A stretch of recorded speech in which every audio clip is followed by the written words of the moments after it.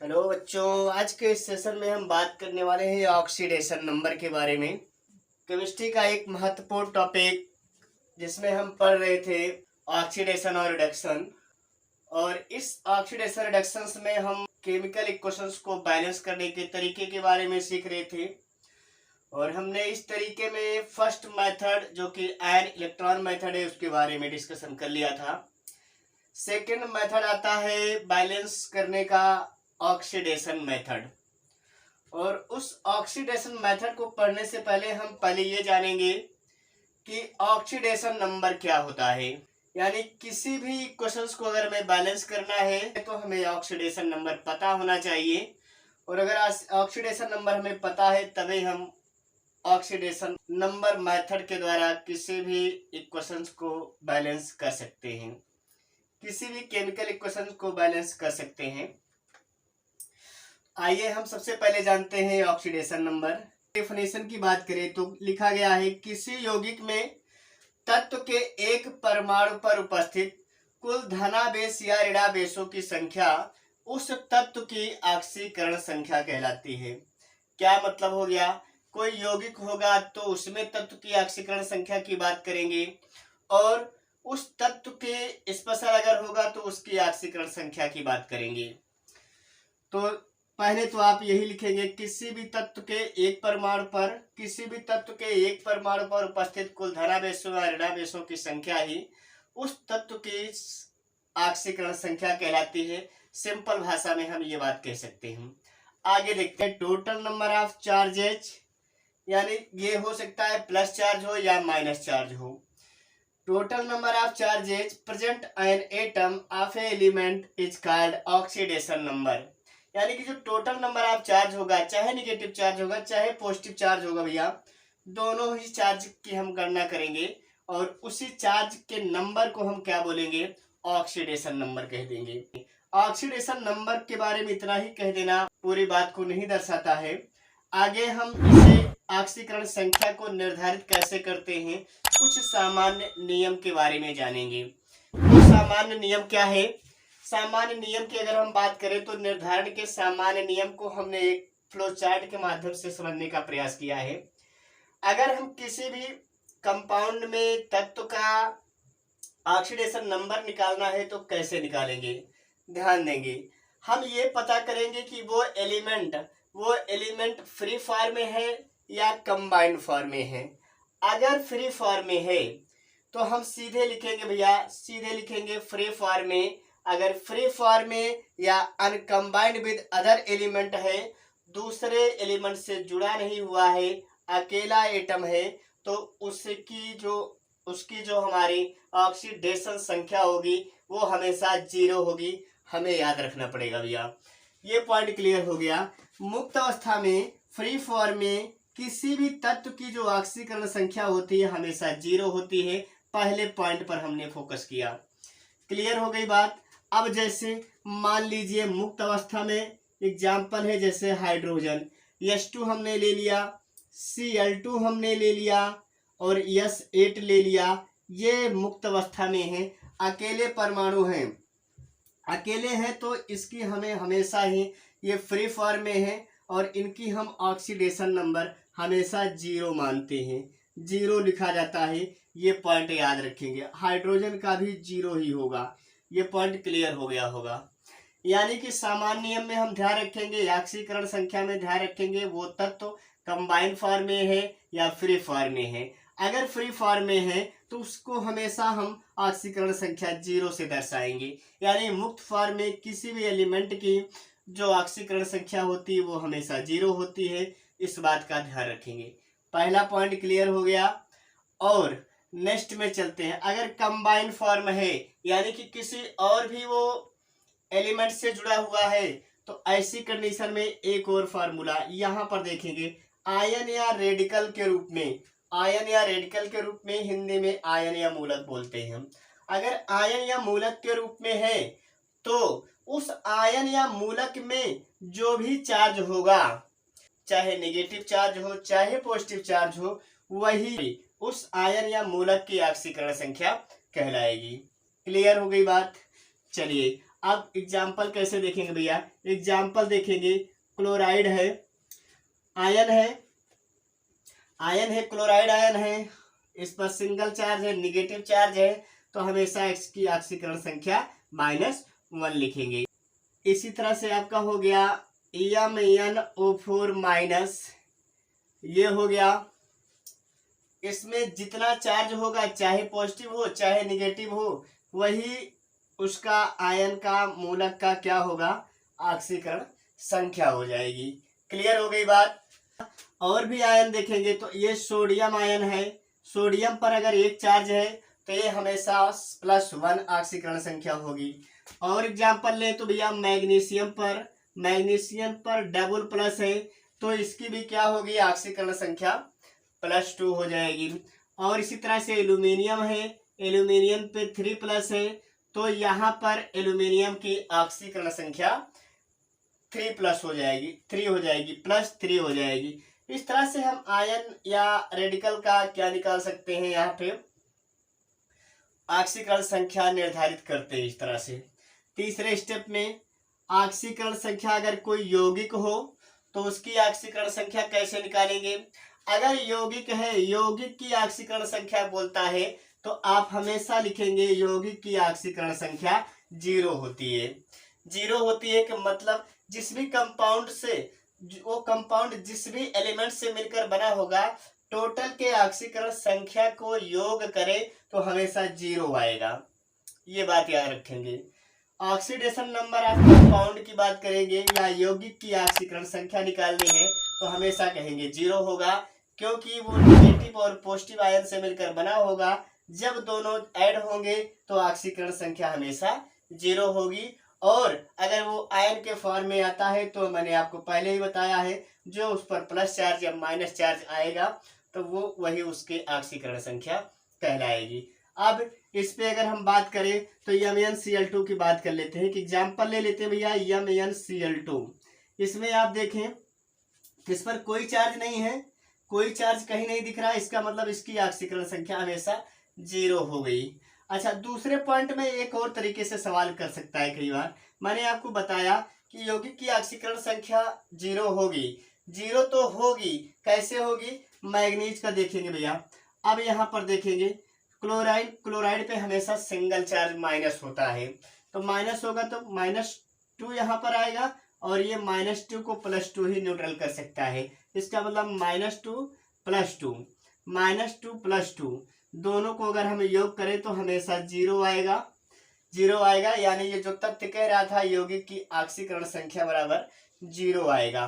तो ये point clear हो गया।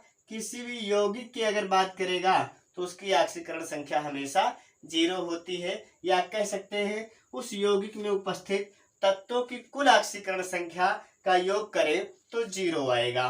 पॉइंट क्लियर हो गया। चलिए भैया एग्जाम्पल आप ये नोट कर सकते।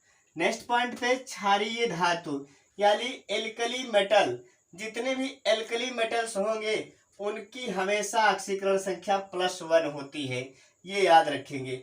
इसके लिए हमें याद रखना पड़ेगा, जैसे हमारे पास क्या है, सोडियम आयन, पोटेशियम आयन, और इस तरह से जितने भी आयन देखने को मिलेंगे ये सारे के सारे क्या होंगे, एल्कली मेटल्स। इन मेटल्स का क्या होगा, इन मेटल्स का हमेशा ऑक्सीकरण संख्या +1 होती है। ये भी पॉइंट हम याद रखेंगे। इस तरह से ये एग्जाम्पल आपका क्लियर हो गया। और इसी तरह से बहुत सारे एग्जाम्पल हैं एल्कली मेटल में। जब आप पढ़ेंगे तो आप देखेंगे वहां पर रुबेडियम भी मिलता है, ये भी एल्कली मेटल कहलाते हैं। इन सब पर हमेशा +1 चार्ज होता है, यानी ऑक्सीकरण संख्या +1 होती है। क्लियर हो गया। नेक्स्ट देखेंगे भैया क्षारीय मृदा धातु।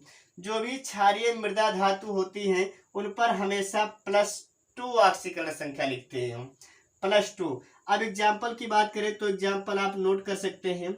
एग्जाम्पल में है मैग्नीशियम ++, कैल्शियम ++, ये आपके एग्जाम्पल मिलेंगे।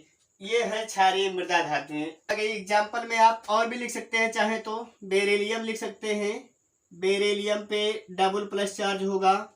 और स्ट्रांसियम आपका आता है, स्ट्रांसियम पर डबल+ चार्ज होगा, यानी ये आपके क्या होंगे, एल्कली, अर्थ मेटल, इनके भी हम ऑक्सीकरण संख्या +2 लिखते हैं। ये पॉइंट याद रखेंगे। नेक्स्ट पॉइंट में लिखा गया है ऑक्सीजन की सामान्यतः -2 ऑक्सीकरण संख्या होती है। बिल्कुल साधारण रूप में हम जहां भी देखेंगे ऑक्सीजन को -2 ही दर्शाते हैं, लेकिन जो पराक्साइड है, जैसे आपका हाइड्रोजन पराक्साइड और सोडियम पराक्साइड, बेरियम पराक्साइड, इसकी अगर हम बात करें तो ये सारे के सारे पराक्साइड है। इस पराक्साइड में ऑक्सीजन की हमेशा जो ऑक्सीडेशन नंबर होंगे हमेशा क्या होंगे, -1 होती है। ये पॉइंट याद रखेंगे। एक और एग्जांपल याद रखेंगे भैया, OF2 में हमेशा क्या होती है, +2 होता है, यहाँ पर +2 ऑक्सीडेशन संख्या होती है। ये भी पॉइंट याद रखेंगे। ये साधारण निर्धारण के नियम है। अगर आपको ऑक्सीकरण संख्या विधि से सॉल्व करना है तो इतनी बातें आपको याद रखना पड़ेगा, और जब आप इतनी बातें याद रखेंगे तो आप आसानी से किसी भी इम्बैलेंस केमिकल इक्वेशन को बैलेंस कर सकते हैं। बिल्कुल एक बार फिर से रिपीट करेंगे। मुक्त अवस्था में कोई भी अगर आपका तत्व पाया जाता है तो वो मुक्त अवस्था में हमेशा किस रूप क्या दिखाएगा, आपका ऑक्सीडेशन नंबर 0 दिखाएगा। दूसरे पॉइंट में आयन या मूलक की अगर हम बात करेंगे तो जो उस पर नंबर चार्ज होंगे, प्लस या माइनस चार्ज होंगे, वही उसकी ऑक्सीडेशन संख्या होगी। तीसरे में किसी भी कंपाउंड की बात करें तो ऑक्सीडेशन संख्या हमेशा 0 होगी। या दूसरे रूप में बात करें तो total number of oxidation plus और माइनस एलिमेंट को मिलाया जाएगा तो योग करने पर 0 आएगा, ऐसा कह सकते हैं। तीसरा पॉइंट, नेक्स्ट पॉइंट, क्षारीय धातु या एल्कली मेटल्स जो होते हैं हमेशा +1 ऑक्सीडेशन संख्या आती है। ये पॉइंट याद रखेंगे। क्षारीय मृदा धातु की बात करें, एल्कली अर्थ मेटल की बात करें तो +2 हमेशा होता है। एग्जाम्पल कौन कौन से, मैग्नीशियम, कैल्शियम, बेरिलियम, स्ट्रोंशियम, ये अगर हमें मिलते हैं तो हमें उन्हें हमेशा +2 चार्ज पे रखना है। अगले पॉइंट में ऑक्सीजन की सामान्यतः जो ऑक्सीडेशन संख्या होती है -2 होती है, लेकिन हाइड्रोजन पराक्साइड में, सोडियम पराक्साइड में, बेरियम पराक्साइड में एक्सेप्शन है, यहाँ पर -1 होती है, याद रखेंगे। OF2 में भी +2 होती है, यहाँ पर ये पॉइंट याद रखेंगे। क्लियर हो गया। कई बार एक और पॉइंट यहाँ पर हम देखेंगे, किसी किसी बुक में मिलेगा, जो हाइड्रोजन होता है सामान्यतः अगर हम बात करें हाइड्रोजन की अगर हम बात करें तो हाइड्रोजन हमेशा +1 चार्ज दिखाता है, यानी कि ऑक्सीडेशन संख्या +1 लिखते हैं। लेकिन कुछ तो लिथियम अगर हाइड्रोक्साइड से रिएक्शन करता है या सोडियम हाइड्रोक्साइड से रिएक्शन करता है तो यहाँ पर ये -1 ऑक्सीडेशन संख्या दिखाता है। ये भी पॉइंट आप यहाँ पर मेंशन कर सकते हैं। और एक पॉइंट याद करेंगे भैया, उस पॉइंट में जितने भी हाइड्रोजन तत्व हैं, जैसे क्लोरीन, ब्रोमीन, आयोडीन, फ्लोरीन, ये जहां भी आएंगे भैया, अगर इनकी हम बात करें जहां भी दिखेंगे, इन सब पे हमेशा -1 चार्ज होता है, यानी ऑक्सीडेशन संख्या हमेशा -1 दिखाते हैं। लेकिन अगर क्लोरीन, ब्रोमीन, आयोडीन और फ्लोरीन ऐसी जगह पे आते हैं जहां पर ऑक्सीजन के साथ वो जुड़े हों तो वहां पर उनके ऑक्सीडेशन संख्या में परिवर्तन आता है। वहां पर -1 से हटके +1 भी देखने को मिल सकता है, +5 भी देखने को मिल सकता है और +7 भी देखने को मिल सकता है। ये पॉइंट आप याद रखेंगे। बिल्कुल आसान हो गया भैया। एक बार फिर से रिवाइज करेंगे। मुक्त अवस्था में किसी भी तत्व की ऑक्सीकरण संख्या हमेशा 0 होती है। दूसरे पॉइंट में आयन या मूलक पर जो भी आपका पॉजिटिव या नेगेटिव चार्ज होता है वो वही उसकी ऑक्सीडेशन संख्या को निरूपित करता है। तीसरे पॉइंट में किसी भी कंपाउंड के ऑक्सीडेशन संख्या की अगर हम बात करें तो हमेशा 0 होती है। दूसरे भाषा में अगर हम कहें तो दूसरी भाषा में ये पॉइंट क्लियर हो रहा है कि उनके ऑक्सीडेशन संख्याओं का योग अगर निकालेंगे तो हमेशा 0 आएगा। इस तरह से भी आपको लिखा मिल सकता है। नेक्स्ट पॉइंट में एल्कली मेटल जितने भी होते हैं हमेशा +1 ऑक्सीडेशन संख्या शो करते हैं। एग्जाम्पल में sodium ion, potassium ion, rubidium ion आप लिख सकते हैं। नेक्स्ट पॉइंट में क्षारीय मृदा धातु यानी एल्कली अर्थ मेटल की बात करें तो ये हमेशा +2 ऑक्सीडेशन संख्या प्रदर्शित करते हैं। एग्जाम्पल में magnesium double plus, calcium double plus, beryllium double plus और स्ट्रांसियम डबल प्लस लिख सकते हैं। क्लियर हो गया। सामान्यतः ऑक्सीकरण संख्या ऑक्सीजन की हमेशा -2 होती है, लेकिन हाइड्रोजन परऑक्साइड में -1 देखने को मिलेगी। OF2 में हमेशा -2 देखने को मिलेगी। ये पॉइंट याद रखेंगे। हाइड्रोजन की सामान्यतः ऑक्सीडेशन संख्या हमेशा +1 होती है, लेकिन हाइड्राइडों के साथ प्रबल धन विद्युतीय तत्वों के साथ अगर ये जुड़ता है तो हमेशा -1 शो करता है। एग्जाम्पल आप लिथियम हाइड्रोक्साइड, सोडियम हाइड्रोक्साइड की बात कर सकते हैं। और दूसरी बात ये भी बताया गया, ऑक्सीजन जितने भी हैलोजन हैं, हैलोजन को मैंने लिखा नहीं भैया, हैलोजन तत्व हैं, हैलोजन तत्व जैसे फ्लोरीन, क्लोरीन, आयोडीन और ब्रोमीन, इस पर हमेशा -1 ऑक्सीडेशन संख्या शो करते हैं, हमेशा -1 ऑक्सीडेशन संख्या शो करते हैं। लेकिन अगर ये ऑक्सीजन के साथ किसी एलिमेंट से जुड़े हुए हैं तो वहां पर इनकी ऑक्सीडेशन संख्या +1 दिखती है, +5 भी हो सकती है, +7 भी हो सकती है। तो ये पॉइंट आपको क्लियर हो गया। हम ऑक्सीकरण संख्या विधि से किसी भी इम्बैलेंस केमिकल इक्वेशंस को बैलेंस करने से पहले इस टॉपिक पर बात कर लिए हैं।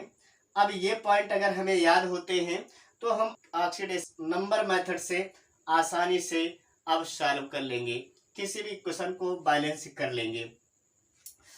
आज के सेशन में बस इतना ही भैया। आज ये पॉइंट, जितने भी पॉइंट हमने लिखाए हैं, इतने पॉइंट को अगर आप गौर से याद करेंगे, ईमानदारी से अगर आप तैयारी करेंगे, तो आशा करता हूं आप बड़ी ही आसानी से किसी भी इम्बैलेंस केमिकल इक्वेशंस को बैलेंस आसानी से कर लेंगे। आज के सेशन में बस इतना ही। अगर आपको ये सेशन अच्छा लगा हो तो अपने दोस्तों को और अपने साथियों को शेयर जरूर करें, और ताकि उन्हें भी ये लाभ मिले। आने वाले सेशन में हम ऑक्सीडेशन नंबर मेथड से कैसे किसी भी केमिकल इक्वेशंस को बैलेंस करते हैं, इसके बारे में सीखेंगे। तब तक के लिए बेस्ट ऑफ लक।